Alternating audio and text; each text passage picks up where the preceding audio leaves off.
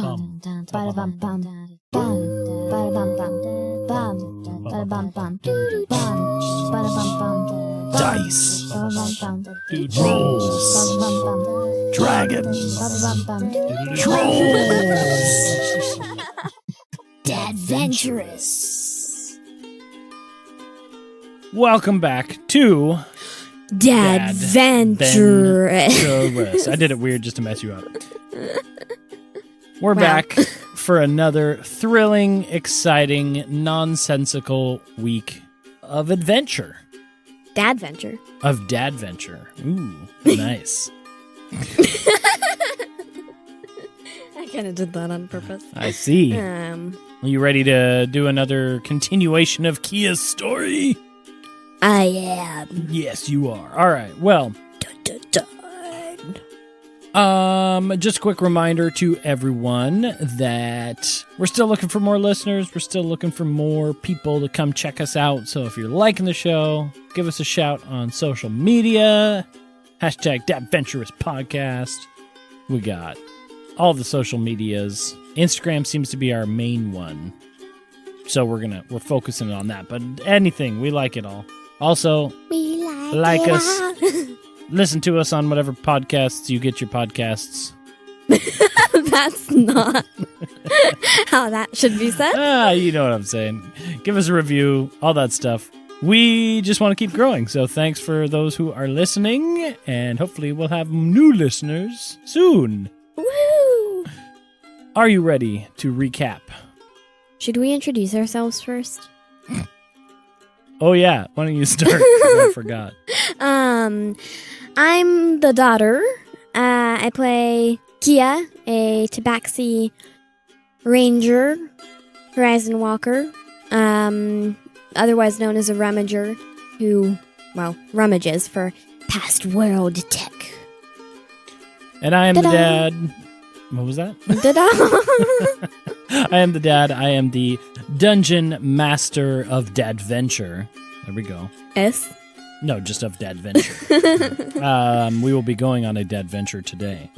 And I play everybody else, and you get to listen to all my awful voiceovers. Mm-hmm.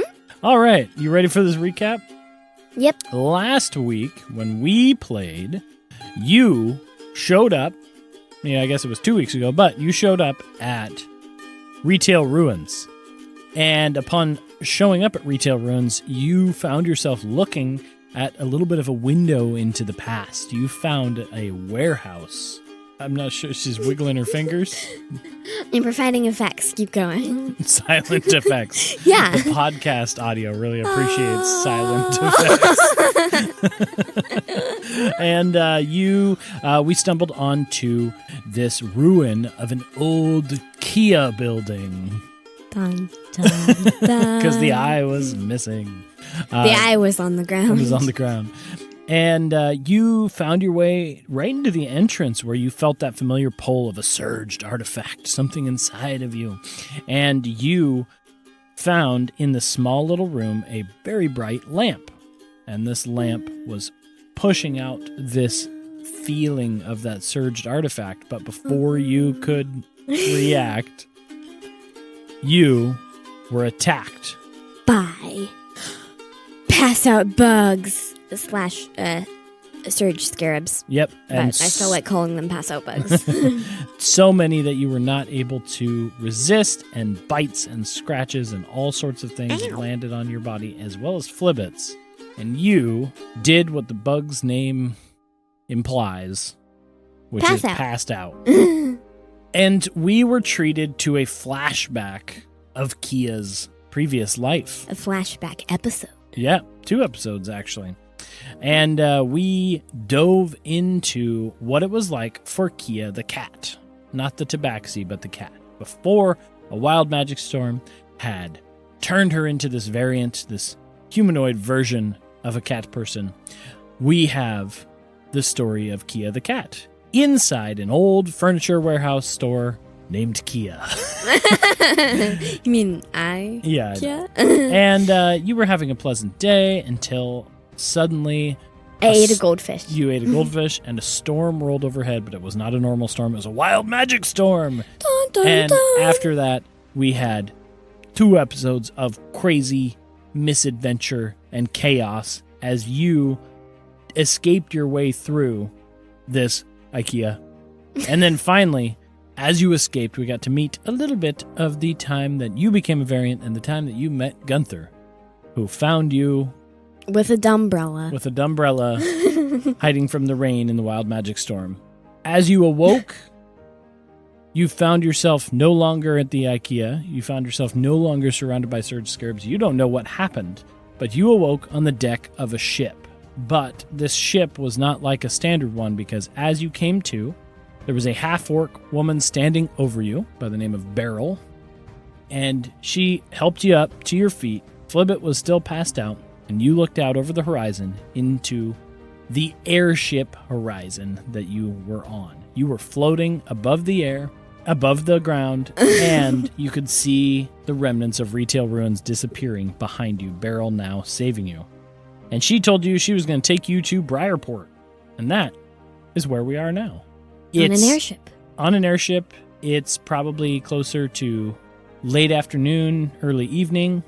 Beryl is this big, tall, half-orc woman, big, burly, but wearing a leather apron and has fingers all stained with different chemicals and inks, and has a bandolier across her chest full of vials of liquids. And a pirate hat?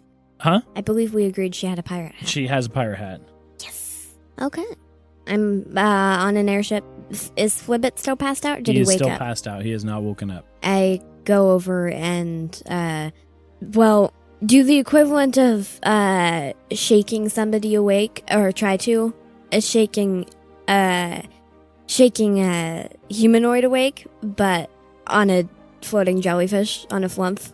I try to get him to wake up. I think you hear his little jowls flapping, and he's going,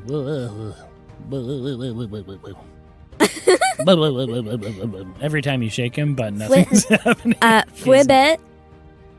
No, I don't want any more. No Flibbit? more ice cream. And he's just, he's talking Flibbit? in his unconscious state. What is ice cream? You don't know. Beryl leans down and she goes, "Hey kid, don't worry. He'll get up eventually. The bugs, those scarabs, they kind of do this to you, but just give him time." I've seen that. Oh, you've had that problem before? Mm-hmm. Well, aren't you not as many, but Well, aren't you well traveled? Listen, I know we kind of talked about it a little bit, but I'm Beryl Grom, and she puts out a big old meaty half-orc hand, probably like 3 times the size of your palm. I shake it. Shake it. Try to shake it. Yeah, she shakes it.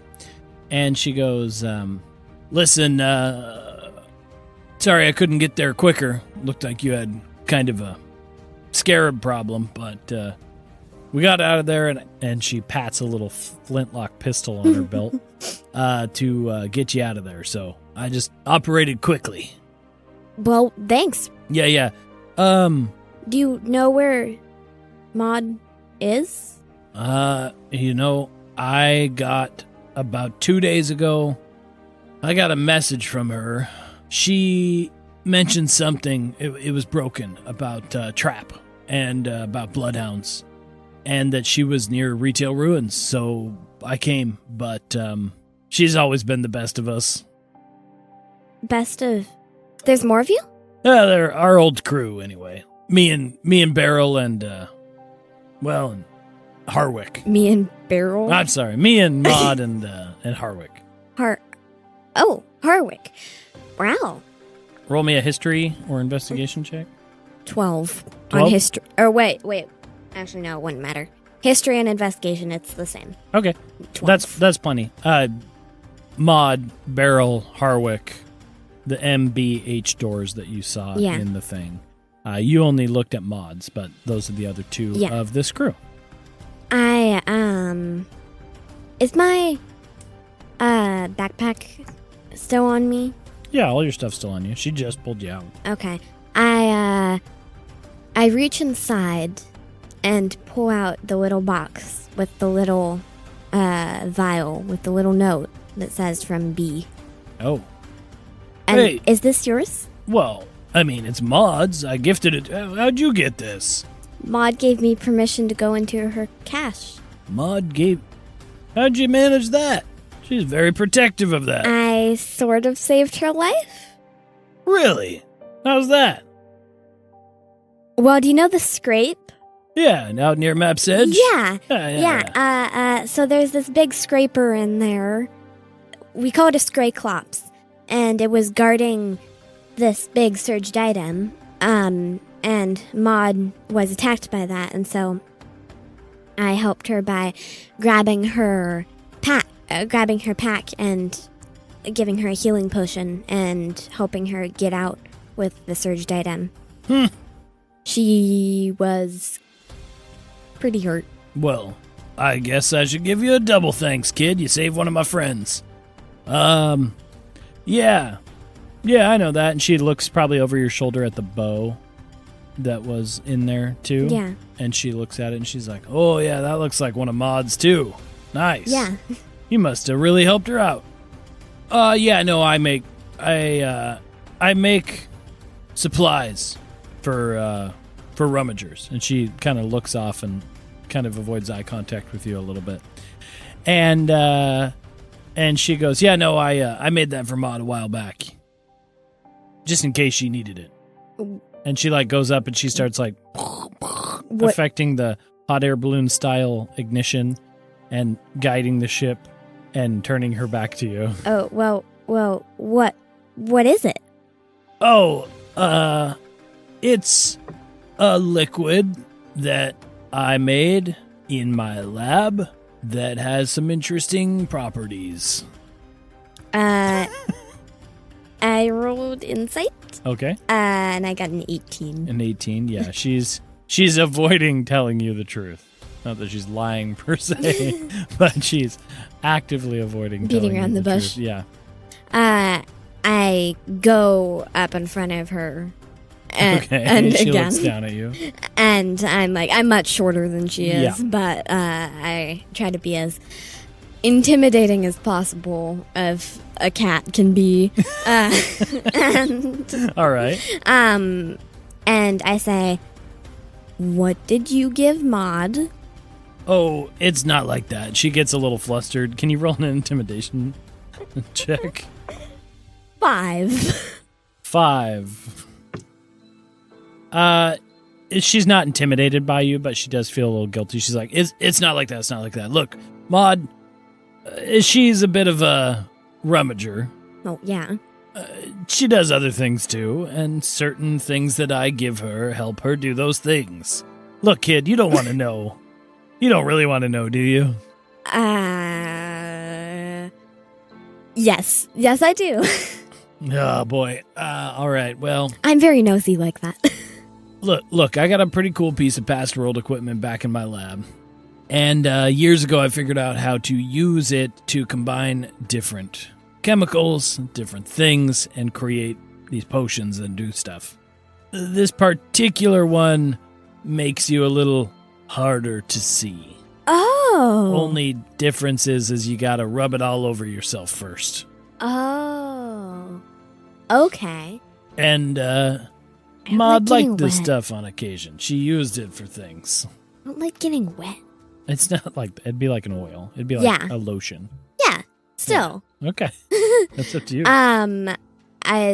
I change the subject and say, so was that cache, there, your guys' cache, did it used to be used by someone else? Oh, are you talking about the Z door? Maybe. What do you mean? Yeah, you're talking about the Z door, right? Okay, fine, yes. Yeah, no, and the blown up one. Yeah, we found that place like that. We never got into the Z door. It was barred up tight, and Maud always said it wasn't a good idea anyway, so we just left it alone. We used what we could, what was already there. Did you ever try to open it and look inside? Nope. Maud always suggested against it. She found the place years ago.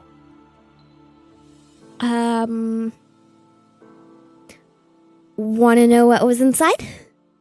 You looked inside?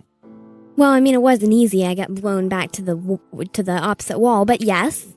Okay. Z stands for Czar. And you see her eyes go wide. And she, accidentally is holding the accelerator a little too long as you say that, and you guys start rising and rising and rising and rising. She's like,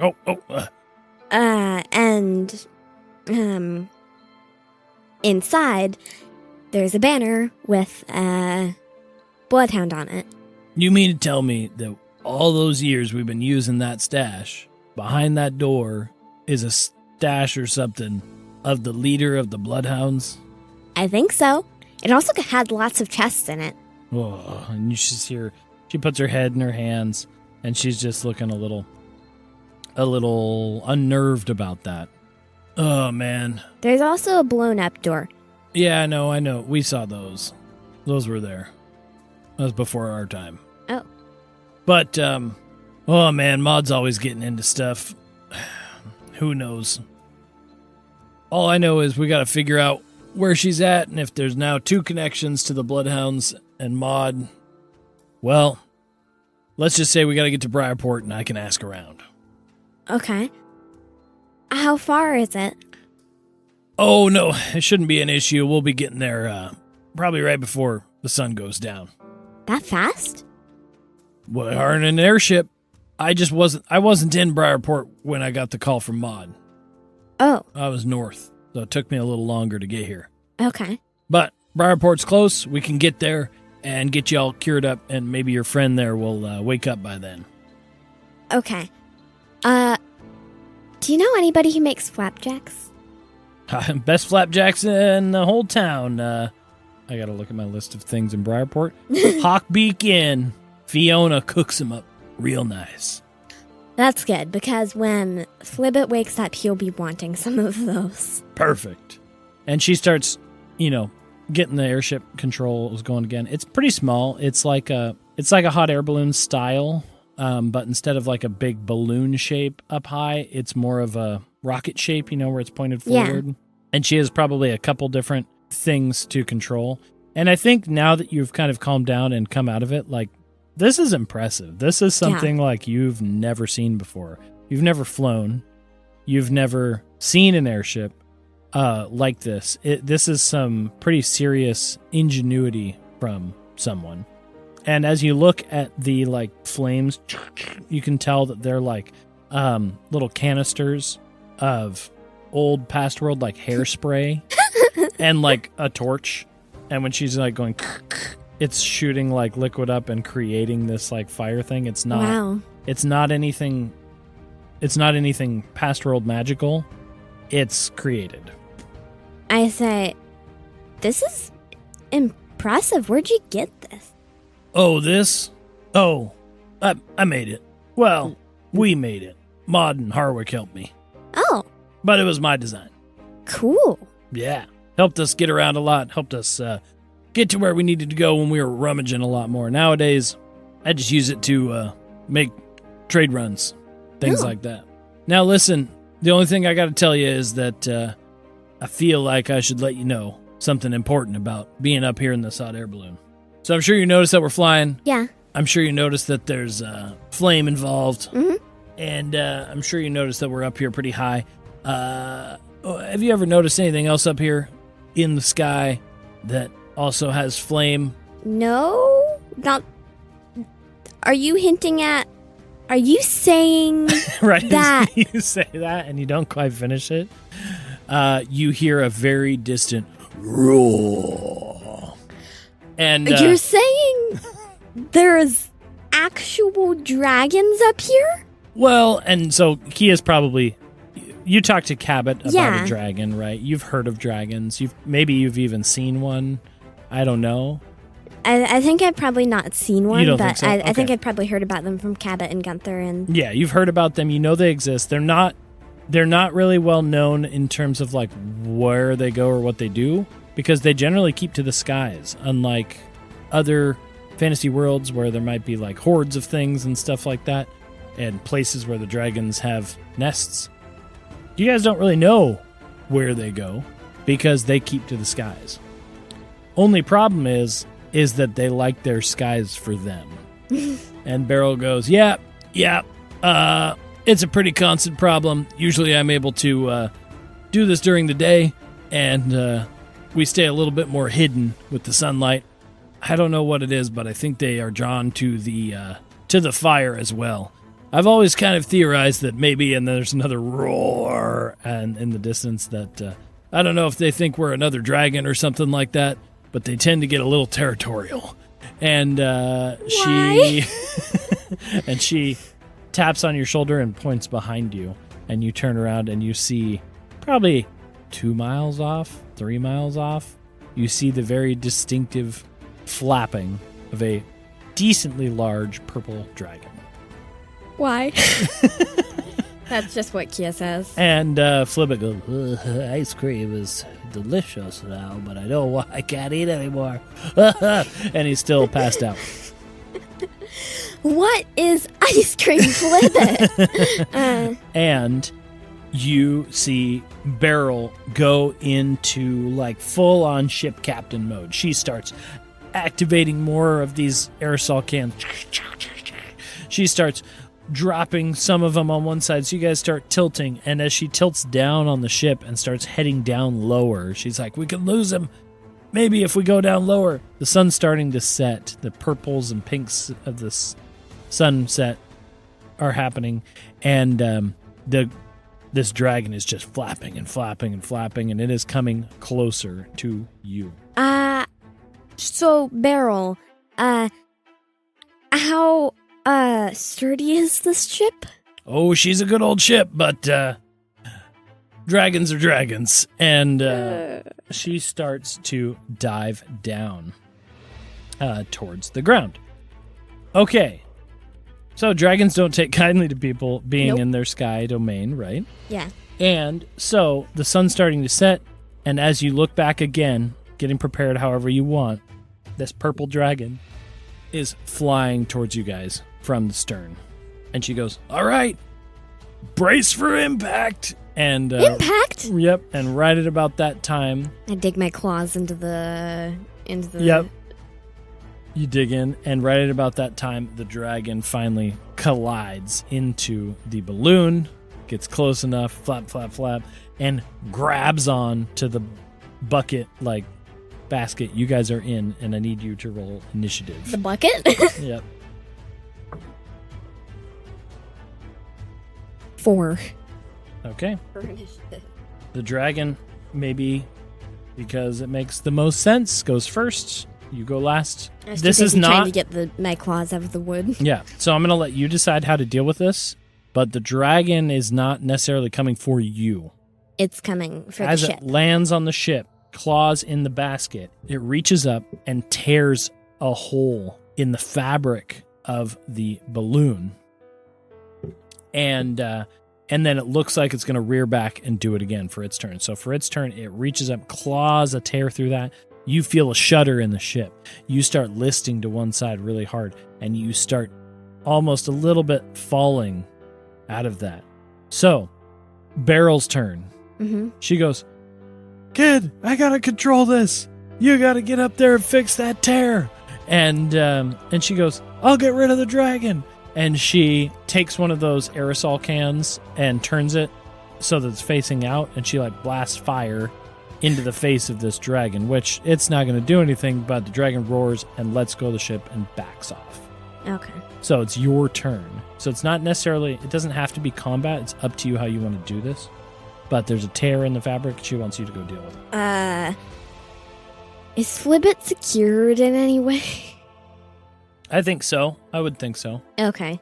That's probably one of the things she would have done. So if we tilt, for instance, he probably won't roll off I'll the say deck. she like reached over and slapped a rope around him, tied to the deck.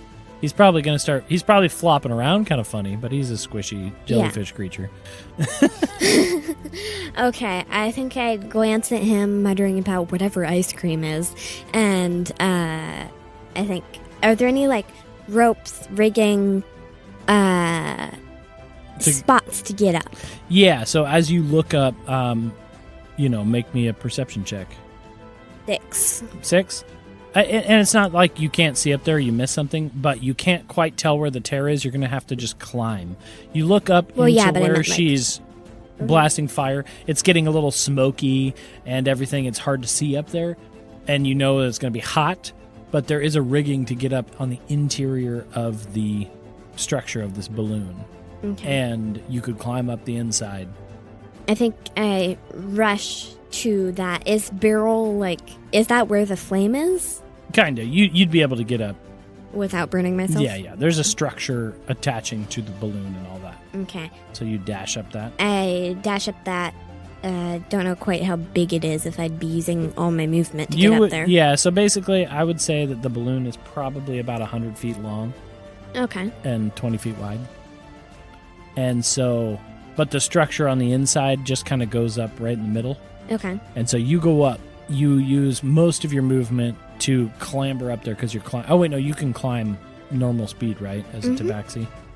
So I can climb 30 feet. Yeah, so you do your 30 feet up, and by getting up in there and looking around, you can see where the tear is. It's towards the stern a little bit.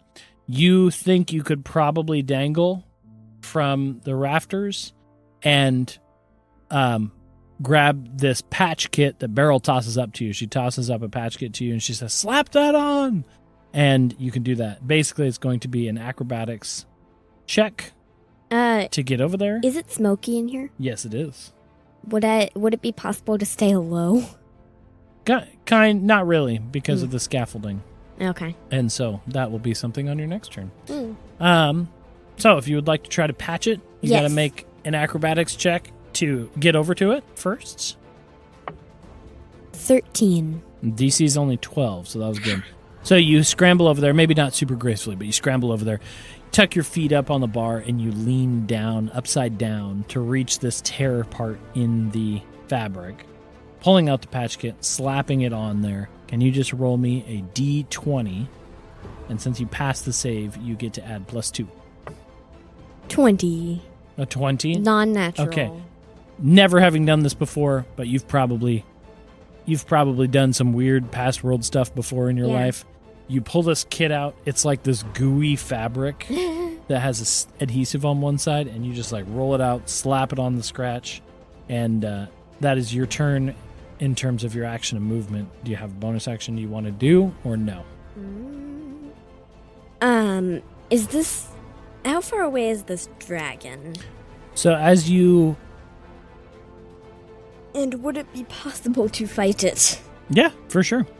Like, deal damage to it? Yeah, it was your choice.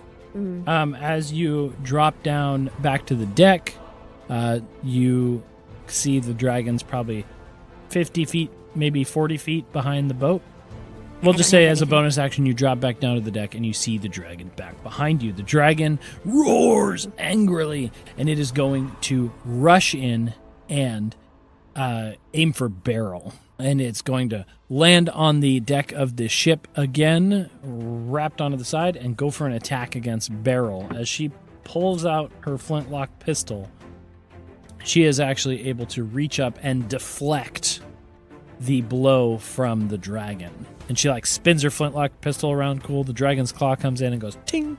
And as you kind of notice, that's a strong pistol. She's a strong lady. And also, as you notice this now that the chaos and stuff has calmed down a little bit, you look and this dragon is actually pretty small. It's not a full-size super dragon, and it is able to kind of like hold onto the side of the basket. It's still big, but it's probably only about 10 feet tall and 20 feet wide at wingspan. So it's nothing. It's not a big dragon. No. It's not a normal sized dragon. It is a dragon teenager, child, something like that. Teenager? But it does have this deep kind of sparkly purple color. Just for me and not for Kia, just for confirmation. Are there any spines floating above it? or around its tail, or horns not really attached to it, but kind of floating around it. What is that? This is the DM dad. This was just for confirmation. Okay, it's not what I thought it was. What did you think it was? An amethyst dragon, gem dragons. Oh. Floaties. Oh. Wow. No, it's just purple. Okay. I didn't even think about that. You're right. That's cool as heck. But no, it's just a purple dragon. Okay. You're so brainsy. It is a smaller dragon. Reaches out, tries to attack Beryl, doesn't work. As a bonus action, is going to try to slash at the ropes, attaching the basket to the balloon. Hits, manages to hit and take out one of the ropes. You guys again feel a little ka-chunk and tip to one side. But it's Beryl's turn next. She's going to rush over on her turn and tie the rope back together. Oh. And you guys are still tilted a little bit because she can't tie it back perfectly. Yeah. And then she rushes back to the wheel as her turn. Okay. So it's your turn again. My you turn wanna do again. your things that you were trying to do? The thing is patched, right? Yep. And you guys are currently stable, Okay. Again, how far away is this dragon now? like on the deck. It tried to slash the ropes.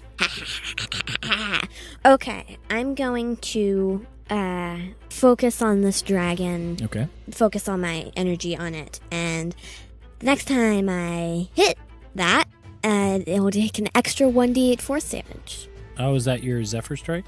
No. What's that? Oh, is that your Planar Warrior. Planar Warrior?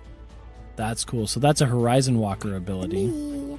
I like to think that Planar Warrior abilities and your Horizon Walker abilities, this isn't what technically happened, but we're retconning here. We're going back and making truth. I like to think that when Flibbit came through that portal, that crazy portal you'd never seen before, Yeah. and he came through from wherever, some of that portally magic clung to you. And so you're able to like see portals and have kind of that planar stuff. Yeah. Because Flibbit's nearby. Woo! I don't know. I'm just spitballing here. Okay, now I'm going to try to shoot it. Okay, you pull out Maud's longbow. I'm assuming a 23 hits. Very much so. I'm going to pull out my bow and try to shoot it. And I think with my extra planar warrior thing, I think it does the movie thing where time slows down and follows the arrow. A bead of sweat drips Yeah. down your fur. Right. So 23 hits. Yeah. Okay.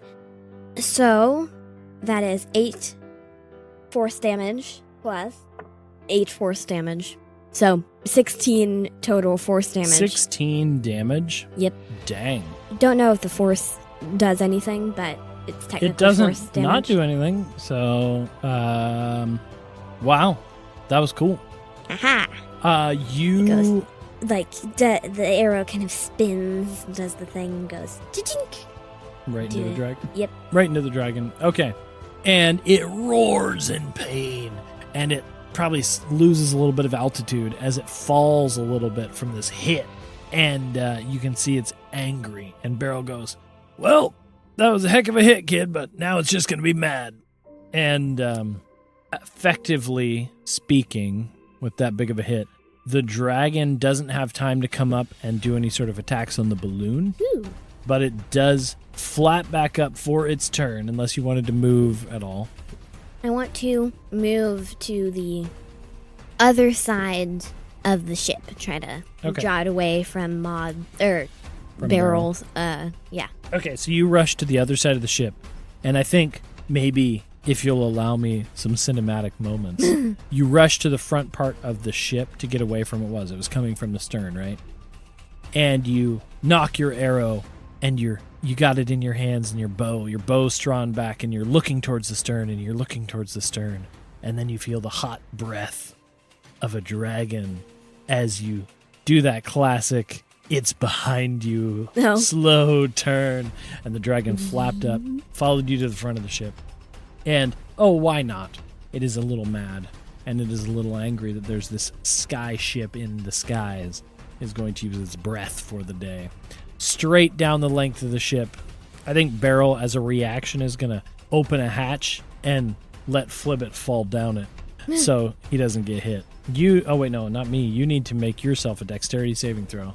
As the dragon rears back, opens its purpley mouth, and purple flames shoot down the deck of the ship. 17. 17. For a save. Dex Both save, you right? and Beryl saved. Woo! And I also rolled, 46 damage. I rolled 3 1s and a 4. Wow. So 7 damage. You take half, Which is 4? which is rounded. Wow. Of the possibility. That was very sad. The possibility of 20 and the reality of 7. Wow. Okay. The dragon is going to stay attached to the ship with that breath attack. And that is its turn. Woohoo! Beryl goes... I'm probably just like, now my fur is singed. Yeah, you got a tiny bit singed. Beryl goes, woo, and flaps her hat in the air. And she goes, all right, hang on. And she's going to flip up her flintlock pistol and fire it at the dragon for a whopping 4 damage. But the main thing is that was her bonus action. Boom, fire. And then she takes the flames and everything from the ship and she cuts them off. And you guys go into a free fall. The dragon's claws holding on. It's flapping up in the air. Its body flipping up crazily as you guys start dropping fast. Beryl, what are you doing? Just trust me. And you're holding on to the edge. And the dragon's trying to hold on to the edge. And you guys are falling. And you are in the ship. You are protected from this like wind effect happening a little bit. You guys are able to hold on. The dragon is flapping and flapping and flapping. And then suddenly it lets go of the ship, hits the balloon, and spirals upwards into the sky. And then the ground is coming closer. You guys are dropping and dropping and dropping. Beryl's like, hang on. Beryl? Hang on. Beryl! And then finally she like activates this big flintlock thing. The fire sparks to life and all these cans of chemicals just go... And you guys, with an insanely small amount of narrow window, are able to get the ship slowed down enough. And you probably feel the basket descend a little bit into trees. And then finally it alights itself. And you guys are down low near the ground amongst the trees. You look up and you see the dragon roar in anger. Roar! Rah. And it's looking around, and it's looking around, and it's looking around in the sky. And then it roars angrily, and it starts flying off. Wow. Beryl's like, man, I haven't had to do that in a long time. You've done that before? I told you the dragons don't like other people up in the skies. The hazards of using the airship. I've decided that I don't like flying when there are dragons around. Yeah, me neither, kid. And she's like, but on a side note, we're here. And she points over your shoulder off the front of the ship. And you guys break through the trees, and you're staying maybe 60 feet off the ground, 50 feet off the ground, hovering above a pathway. You break through the trees, and you probably see something that I'll let you decide if Kia's ever seen before, but you see the ocean. I don't think I'd ever have seen that before, because I've never really gone on a big adventure. That's true. From Map's Edge. That's true. And so I just say, is that a lake? Nah, kid, that's the ocean. And you hear the seagulls cawing, chirping, whatever they do in the skies. And you hear the waves crashing on the shore. And you see a town with docks, and there's ships. There's boats in the docks, and there's a hubbub. And you also can tell that this town, while maybe not a city, is a pretty large town. Bigger than Map's Edge? Bigger than Map's Edge. And as you guys sail in and set the ship down closer, Beryl lets you off. She grabs Flibbit in her arms, and you guys start making off, and you see the big sign that says, "Welcome to Briarport." Wait, why do you say it with a Texas accent? I don't know. Welcome to Briarport. And Beryl is going to take you to her house. Is it a beach house? It is a beach house. And so you guys walk through town and you see this big hubbub of people, right? And it's not like there's an event going on. It's just people. There are a good amount of them. And you walk through the main strip and you see a couple of shops and stores. You see a couple of food places, things like that. The main one that you see at the end of the aisleway is something that she mentioned. You see the Hawkbeak Inn. And it is this big building, and the sign is an eagle's head, a hawk's head, with its mouth open up and a fish in it. And then you see like a general goods store, and she leads you through town, and she leads you over to the ocean. You see these waves crashing, the sun is setting. It's beautiful. I just say, wow, that is a lot of water. And I didn't really know water could be pretty. Yeah, I love it here. And she leads you up to this slightly out of town, just a few minutes out of town building. And, in common on the front side of it, you see the word university, but nothing else. And it's this pretty decent sized little building, but there's a bunch of ruins here. They're all razed to the ground. There's nothing left above the surface, but it looked like there was a lot of buildings here at one point. There's one little building standing, and she kicks the door open and she leads you guys in. She kicks it open? Yeah, she does that kind of thing. And you see this alchemy lab. There's vials, there's chemicals, there's little Bunsen burners, there's everything. A fantasy Bunsen burner? Fantasy Bunsen burners. She's got kegs of different various things. She's got a fire going in the middle. And then there's this pathetic little single bed in the corner that fits Beryl.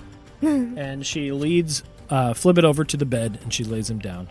And she looks at you, and she's like, all right, well, it's getting to nighttime. I'm going to go get us some food. We'll rest for the night after that crazy adventure. And we'll figure out Maud's situation in the morning. Sound good? Yeah, sounds good. All right. And hey, you're pretty cool, kid. Thanks for helping me with that dragon. Thanks. And she pats you on the back. And she goes and finds you guys some blankets and things like that. I think, is there like a porch at all? Yeah, there's a balcony. I think I'd go out there and just I think I'd probably just go out there and stare wistfully at the seagulls. Stare wistfully at the seagulls. They're going, oh. And I think then I'd go back out inside and check on Flibbit again. Yeah, you kneel down next to Flibbit, and I think at about... let's roll for it. I think at about that time, you kneel down next to him. Maybe you rest a hand on his weird, giant flump head. And he goes, and his eye stalks open up. His mouth goes, and he looks up at you and he goes, Kia. You're what awake. In the world was that? Explain that. The dream I just had. Explain the dream? Well, I was sitting in my cave. I was a small little... It was back when I was like a tadpole. I don't know if flumps are tadpoles, but we're going with it. I was a little tadpole, and I remember feeling like my first thoughts out in the cave, and I followed it, and I found this really creepy little rat, and it was running around, and it was stealing food, and I followed it around, and I tried to steal his thoughts. It was really weird, and then I remember my parents, and then I remember... It wasn't a dream, it was like a memory. That's weird. Yeah, that's what the bugs do. Is that what happened to you the other day? Would that happen Yeah. to you? Huh. That's weird. Also, I have a question. I might have an answer. What is ice cream? What? Oh. You've never had ice cream before? No? So what it is, the dwarves taught me this when I was hanging out with them, the adventurers I told you about. And you go to the mountains and you find a glacier and you scrape ice off into a tin, right? Yeah. And then you take sweet cream, you pour that over the top. And sometimes you put like berries and stuff in there, and then you eat that. That's ice cream. Oh. That sounds actually good. It sounds good, but did you know that flubs and dairy don't mix? They don't? Nope. And I had a horrible experience when I was younger and also in that dream flashback I just had. And I remember consuming a little too much ice cream. And he goes, "Bleh." Oh, God. Ugh. Oh. Well, there is a treat here that you would like. What do you mean? Where are we? We're in Briarport. The ocean's out there, and I point vaguely at the wall, and I say, and also, there's a place called the Hawk Beacon that, the person that saved us says they have the best flapjacks in the city. And he looks up at you and he says, "The best flapjacks in the city?" Yeah. Well, what are we waiting for? And he tries to get up, and then I think he flops back over because he's still a little delusional. And we'll say you spend the rest of the night keeping Flibbit from rushing off to find flapjacks. Beryl comes back with some blankets and pillows and feeds you guys a very, very sad meal of like beans and toast. And you can get the vibe that she doesn't have visitors a lot. Yeah. And you spend the evening wistfully sitting on the porch looking at the waves and the seagulls crashing by. Oh. And that's where we'll end our session. Woo! Well, that was an interesting one. Is But Flibbit- dragon attacked. Is Flibbit going to sneak off in the middle of the night to go get flapjacks? Maybe That's the real let's roll question. for it. You roll a perception check. I'll roll a stealth check. 15. A 1. Wow. So I think he gets about 4 feet, and then classic Flibbit, he starts going, stealth, and you're like, nope. Or you can say whatever you want. I just say, Flibbit, go back to bed Ah, come on, flapjacks. in the morning. All right. And he grumbles and he goes back to... I think I absentmindedly just like bat at the air as like I'm waving him away. And you guys fall asleep. All right. You can long rest. Woo! And we find ourselves at the end of the episode. Woo! Thank you all for listening to another week Dead of Dead Adventurous. We'll be back again next time to figure out Briarport, figure out what's going for Mod. We are going to be doing 2 things. Oh, wait. I forgot to say. Could have been more exciting.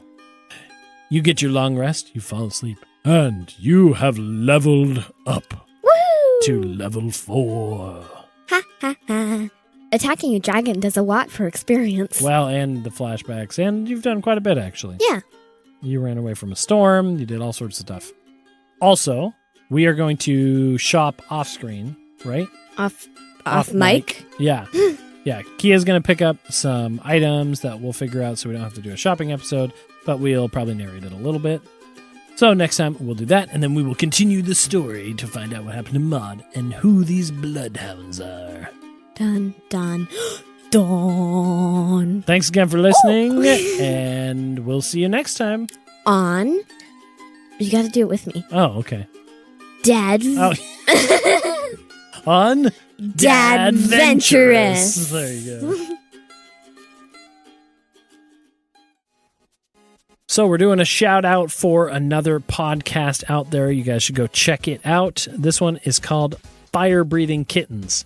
Fire Breathing Kittens is an actual play one-shot podcast that plays various tabletop role-playing games with a season-long plot. Because there's a beginning and an end to each week's story, you can start at any episode. Every week has a different combination of 4 from the same rotating cast group of people. Join Fire Breathing Kittens as they solve detective mysteries, Attempt comedic banter. and enjoy friendship. Oh. Ta-da. That's Fire Breathing Kittens. Check them out. Other than that, we'll see you guys next time. On Dadventurous.